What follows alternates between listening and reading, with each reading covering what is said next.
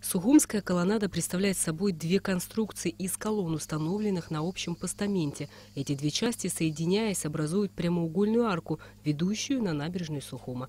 Наверху размещены два небольших купола, увенчанных остроконечными пиками. Колоннада в Сухуме была возведена первой в республике в 1948 году. После ее сооружения была по достоинству оценена эстетическая привлекательность подобных сооружений в приморских городах. Сооружение выполнено в неклассическом стиле и давно стало одним из главных символов города, а также одной из самых узнаваемых архитектурных достопримечательностей Абхазии. Последний раз реставрация здесь проводилась 5 лет назад. Сейчас колоннада вновь нуждается в ремонте. Очистка колоннады от старой краски, от старой шпатлевки, реставрация архитектурных элементов и покраска куполов, которые находятся над колоннадой.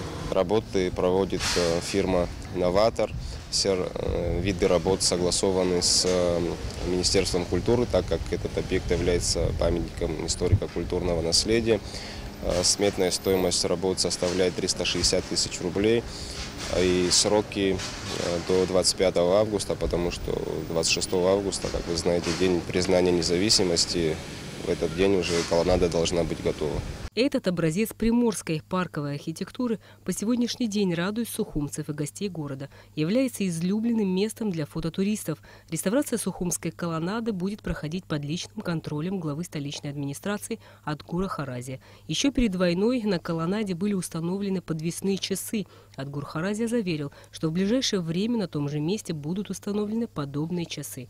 При реставрации колоннады будет учтен один очень необычный нюанс. За то время, что не реставрировали колоннаду, ласточки успели на ней свить себе гнезда. Так вот, специалисты обещают, что все гнезда ласточек будут сохранены.